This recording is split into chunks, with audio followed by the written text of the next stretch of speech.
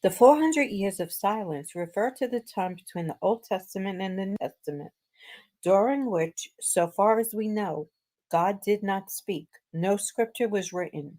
The 400 years of silence began with the warning that closed the Old Testament. Behold, I am going to send you Elijah, the prophet, before the coming of the great and terrible day of the Lord. He will restore the hearts of the fathers to their children, and the hearts of the children to their fathers, so that I will come and smite the land with a curse, which was in Malachi chapter 4, verses 5 to 6, and ending with the coming of John the Baptist, the Messiah's forerunner. At the time of Malachi's warning, about 430 BC, the Jews had returned to Israel from Babylon's captivity as merchants, not shepherds. The Medo Persian Empire still ruled Israel, and the temple had been rebuilt. Both the law and the priesthood of Aaron's line had been restored, and the Jews had given up their worship of idols. Nevertheless, Malachi's warning was not without cause. The Jewish people were mistreating their wives, marrying pagans, and not tithing, and the priests were neglecting the temple and not teaching the people the ways of God. In short, the Jews were not honoring God. In 333 BC, Israel fell to the Greeks, and in 323 BC, it fell to the Egyptians. The Jews generally were treated well throughout those reigns, and they adopted the Greek language and many of the Greek customs and manners. And in Egypt, the Old Testament was translated into Greek. That translation, the Septuagint, came into widespread use and is quoted frequently in the New Testament.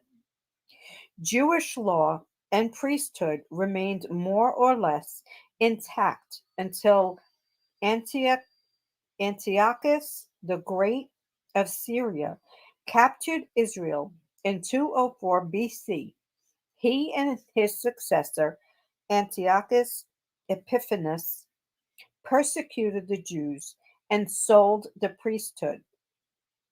And in 171 BC, Epiphanes desecrated the Holy of Holies. This desecration resulted in an uprising by Judas Maccabeus of the priestly line of Aaron. And in 165 BC, the Jews recaptured Jerusalem and cleansed the temple.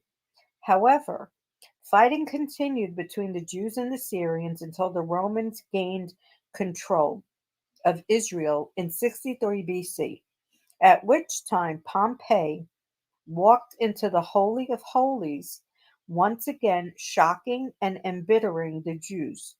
In 47 BC, Caesar installed an Antipater, a descendant of Esau, as a procurer of Judea, and Antipater subsequently appointed his two sons as kings over Galilee and Judea. As the New Testament opens, Antipater's son, Herod the Great, a descendant of Esau, was king, and the priesthood was politically motivated and not of the line of Aaron. Politics also resulted in the development of the two factions, the Sadducees and the Pharisees. The Sadducees favored the liberal attitudes and practices of the Greeks. They held to the Torah as regards religion, but like most aristocrats, they did not think God should have any part in the governing of the nation. The Pharisees were conservative zealots who, with the help of the scribes, developed religious laws to the point where the concerns and care of the people were essentially meaningless. Additionally, synagogues, new places of worship, and social activity had sprouted up all over the country, and religious and civil matters were governed by a lesser and greater Sanhedrin. the greatest Sanhedrin being comprised of a chief priest and 70 other members that handed out justice, sometimes by 39 lashes administered with full force. Between the time of Malachi and the coming of the Messiah, several prophecies were fulfilled, including the 2300 days of desecration between 171 and 165 BC, which was written in Daniel chapter 8, verse 14. However, the people did not put to good use either the fulfilled prophecies nor the 400 years the nation was given to study the scriptures, to seek God, which is Psalm 43:44, and to prepare for the coming Messiah. In fact, those years blinded and deafened the nation to the point where most of the Jews could not even consider the concept of a humble Messiah, which was prophesied by Zechariah in 9:9 and Isaiah in 6:10, and which we will read in the Gospel of John, chapter 12, verse 40. Almost 2 millennia have passed since the New Testament canon was completed. And though the world is full of grace and truth, and though the birth, life, and death of Jesus fulfilled a staggering array of prophecies, the Jews as a people have yet to open their eyes and ears, but Jesus is coming again, and one day a remnant will both see and hear.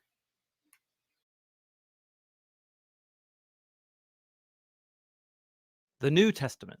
If you open up a Bible to its table of contents, you'll see it's made up of two large collections, the Old and New Testaments. The word testament refers to a covenant partnership, which is what both of these collections are all about. They tell one epic and complicated story of God's covenant partnership with Israel and all humanity. The Old Testament is called Tanakh in Jewish tradition. It's a unified scroll collection of 39 Israelite texts that were over 1,000 years in the making. In contrast, the 27 books of the New Testament all came into existence within 30 to 40 years of each other. They were all written by first-generation followers of Jesus. From an early period, Christian communities began collecting these texts and reading them alongside the Old Testament as one unified story that leads to Jesus. The New Testament begins with 4 narrative books that together are called the Gospel. They tell the story of Jesus of Nazareth's life, death, and resurrection as an announcement of good news. They're followed by a 5th narrative work called Acts of the Apostles. Here, the risen Jesus commissions the apostles, a word that means the sent ones. They're appointed as Jesus' representatives to spread the good news about him throughout the ancient world. After Acts comes a collection of letters from the apostles.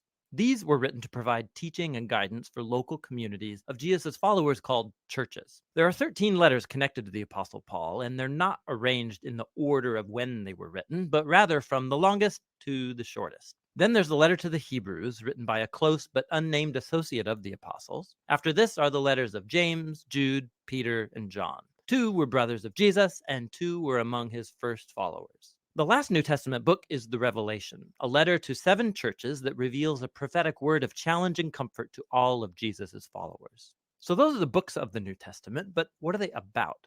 And how do they connect with the Old Testament to make up one unified story? Think of it this way.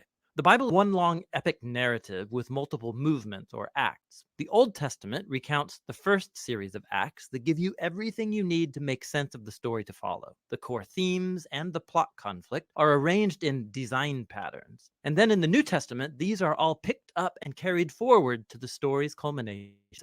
Let me show you what I mean. The first act is about God and all humanity. God provides a sweet garden temple for humans who are made to be God's partners in ruling the world. But the humans are foolish, and they give in to a dark temptation and rebel against God's wisdom. So they're exiled into a wilderness where they start killing each other. They build cities that spread their selfishness and oppression, leading up to the big bad city of Babylon. But God loves the world and its foolish humans, so he sets in motion a rescue plan by promising the arrival of a new human who will destroy the evil that has lured us into self-destruction. The next act of the biblical story is about God and Israel, and it develops the themes and patterns of the first act. God calls a new humanity out of Babylon into a sweet garden land. Abraham, Sarah, and his descendants, the Israelites. God promises that through them, divine blessing will be restored to all of the nations. Surely these are the new humans that we're waiting for, but the Israelites repeat humanity's rebellion against God, building their own violent cities that lead to self-destruction and another exile in Babylon. But God sustains his promise that the new human will come from Abraham's lineage. It will be a priest king who will now have to rescue both Israel and humanity from Babylon to restore God's blessing to the world. Now, notice how these two acts are designed according to the same pattern. The second act is a longer and more violent version of the first, and together they explore the tragic human condition, but they also highlight God's promise, which is developed more in the next act, the Old Testament prophets and poets. The prophets accused Israel and all nations of their evil, and they announced that one day God himself would arrive to bring the day of the Lord and deliver his world from Babylon. He would do it through a promised royal priest who's going to suffer like a slave and die for the sins of Israel and all humanity, but then he'll be exalted as king over the nations. He will call others to leave Babylon and join the new covenant people who will partner with God to rule over a new Jerusalem, that is, over a new creation. And so the Old Testament concludes by anticipating a new act in the story.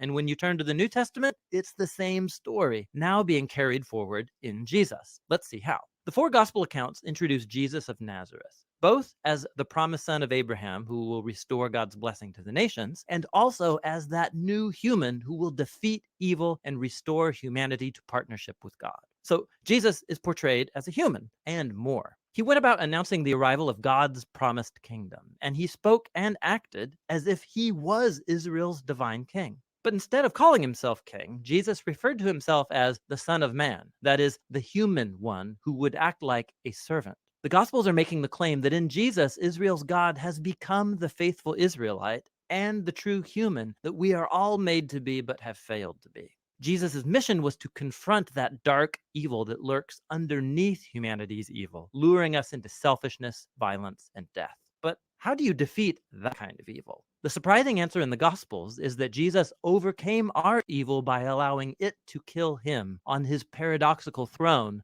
the cross, where Jesus died for humanity's evil and sin.